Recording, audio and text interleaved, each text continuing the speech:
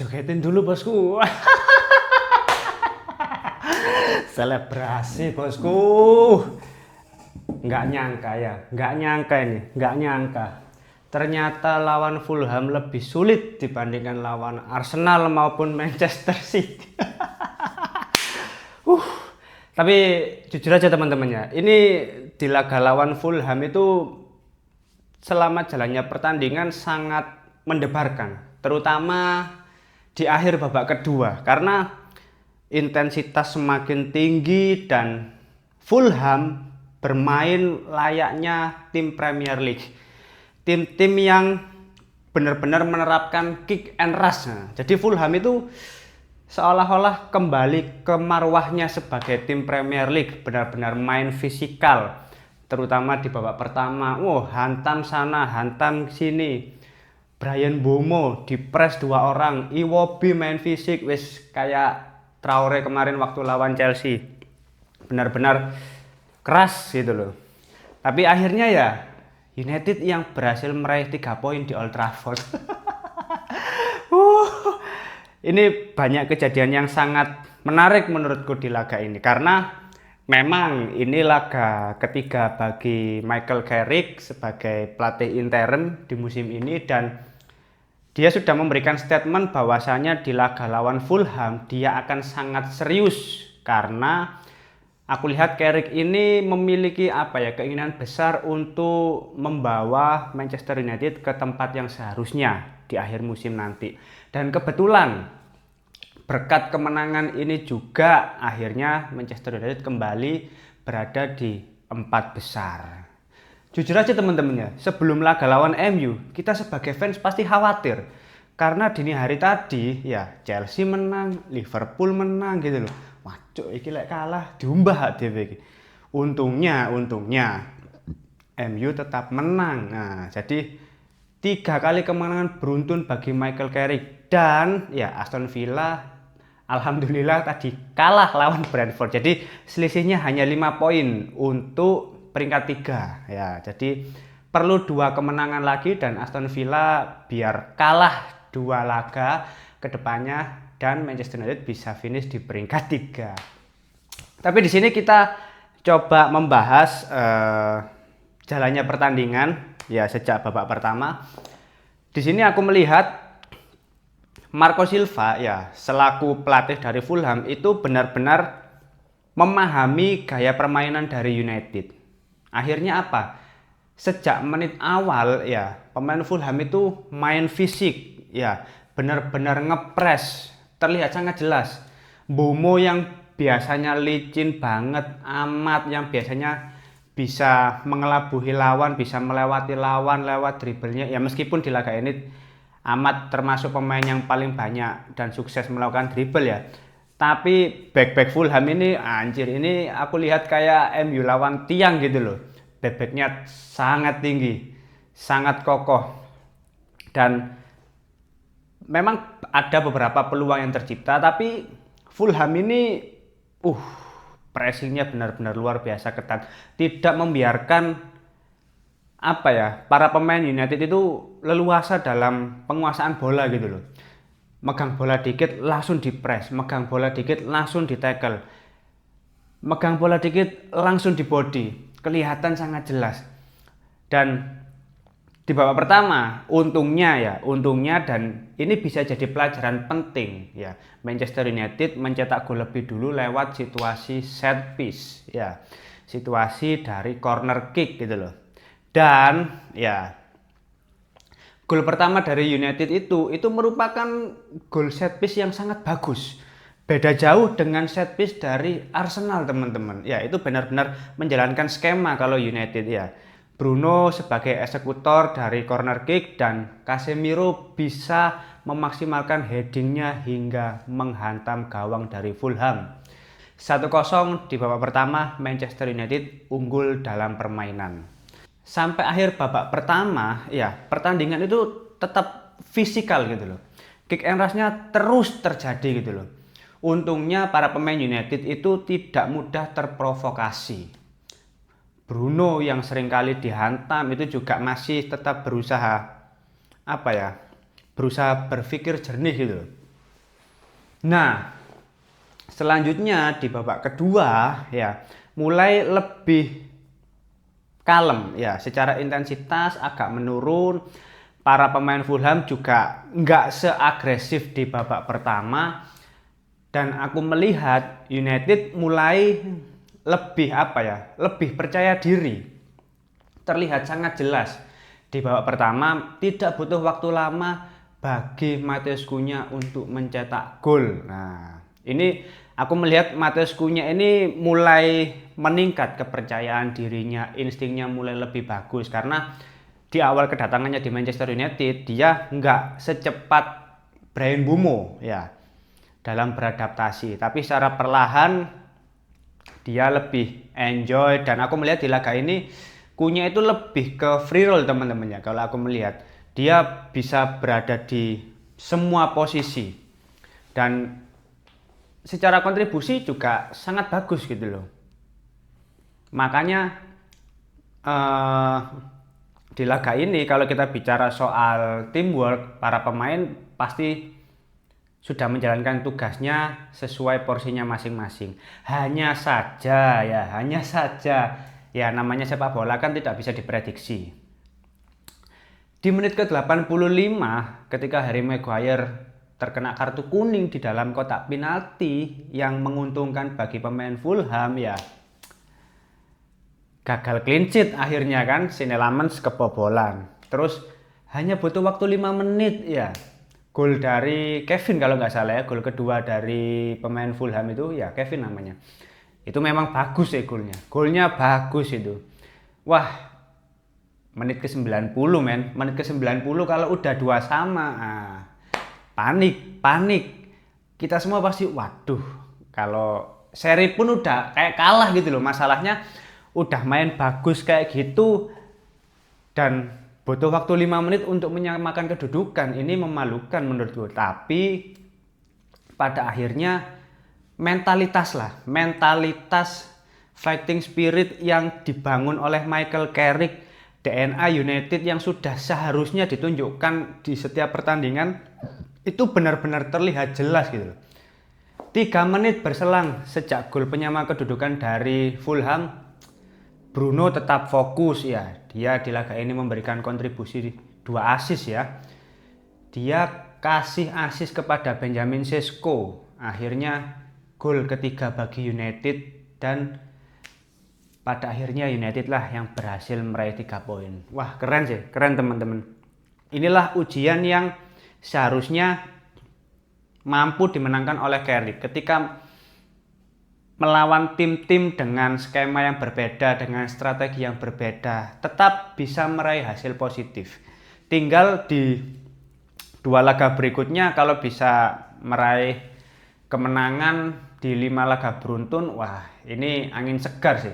Konten kreator luar yang gondrong itu pasti potong gitu, udah pasti potong gitu. Tinggal 2 kemenangan lagi, tapi kita tidak boleh sesumbar. Karena apa? Karena sebelumnya sudah pernah mengalami 3 kemenangan beruntun ya saat masih bersama Amorim, tapi pada akhirnya seri terus kalah. Nah, ini United udah mulai on track gitu loh. Udah dalam tren yang positif, jangan sampai terlena, para pemain terlena, terus mulai luntur, mulai menurun, daya juangnya, fighting spiritnya berkurang, jangan sampai. Aku melihat ini menjadi sinyal yang bagus bagi para pemain United untuk tetap mempertahankan posisinya di 4 besar secara klasemen. Dan di sini keberhasilan United dalam meraih 3 poin itu juga tidak luput dari performa masing-masing pemain yang menurutku tampil sangat solid. Dimulai dari Sinelamens ya, Sinelamens di luar kebobolannya yang memang ya penalti dan tendangan luar biasa dari Kevin itu ya sudah ya udahlah gitu loh. Tapi di luar hal itu semua, di laga ini dia melakukan 4 penyelamatan. Dia tetap menjaga fokusnya. Teman-teman bisa lihat di laga ini, ya tendangan dari Iwobi lah, pemain yang lain lah, itu kan benar-benar berbahaya. Tapi ya Sinelamens tetap berusaha menjaga gawangnya tidak kebobolan gitu loh. Meskipun pada akhirnya gagal meraih clean sheet, tapi ya nggak masalah gitu. Yang penting tetap berhasil meraih 3 poin. Terus di lini pertahanan, ya di lini pertahanan Diogo Dalot. Diogo Dalot kalau ada rumor mau dilepas ke Madrid, aduh performanya kok tambah bagus ya. Maksudku aspek bertahannya juga bagus. Atribut menyerangnya pun juga lumayan. Di laga ini tadi ya dia tiba-tiba langsung overlap ya, inverted ke tengah ya, tahu-tahu kasih umpan terobosan meskipun secara eksekusi ketika dia melakukan shot ya tetap jelek seperti biasa, tapi menurutku dia lebih disiplin ya. Dia lebih disiplin. Mungkin dia ingin menunjukkan kepada Perez ya, kalau dia layak pindah ke Madrid. Tapi ya kalau memang mau dilepas ya nggak apa-apa, asalkan harganya juga masuk akal ya. Tapi aku heran, Dalot ini kalau ada isu-isu gitu juga tiba-tiba mainnya bagus. Sama halnya dengan Luxo, kalau jelang Piala Dunia, jelang Euro mainnya tiba-tiba bagus. Terus kalau kita lihat Harry Maguire, sebetulnya dia nggak jelek, hanya karena kartu kuning yang berujung pada penalti bukan berarti secara keseluruhan performa dia jelek. Dia menjadi pemain yang paling banyak memenangkan duel udara di laga ini. Terus Lisandro Martinez pun demikian. Bahkan kalau teman-teman lihat di laga ini, lini pertahanannya MU itu sangat kokoh gitu loh. 2 gol itu bukan murni kesalahan dari para pemain bertahan gitu loh. Karena di luar kotak penalti, gol kedua dari Fulham dan gol pertama juga tendangan penalti, ya udah gitu, mau gimana lagi. Bahkan di laga ini para pemain United itu aktif melakukan blocking ya, aktif melakukan clearance, aktif melakukan intercept. Jadi benar-benar menjaga lini pertahanan itu tetap stabil dan kokoh. Selanjutnya kalau kita lihat di lini tengah, wah lini tengah ini benar-benar kunci menurutku di laga ini ya. Casemiro yang memberikan kontribusi 1 gol dan 1 assist menjadi pemain dengan performa terbaik. Kobbie Mainoo pun demikian. 3 laga tampil sebagai starter, main 90 menit, benar-benar menunjukkan kualitasnya kalau Mainoo ini pemain Akademi United yang benar-benar layak untuk dipertahankan. Benar-benar layak diberikan kesempatan. Salut sih, salut. Ya memang di Amorim cara mendapatkan bermain karena nggak cocok dengan skema dan atribut yang dimiliki oleh Mainoo gitu loh. Tapi lini tengah menurutku, wah Mainoo benar-benar pasang badan agar menjadi filter bagi United untuk untuk agar pemain Fulham itu tidak langsung berhadapan dengan pemain lini pertahanan MU gitu loh.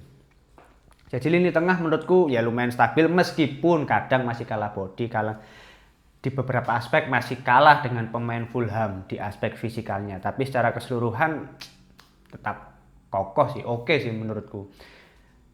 Di lini serang, Ahmad. Aku melihat Ahmad ini beberapa kali sering kehilangan momentum. Beberapa kali mulai terlihat maruknya. Ya mungkin karena teman-teman lainnya udah mulai subur, mulai produktif mencetak gol, ya kali Ahmad nggak mencetak gol.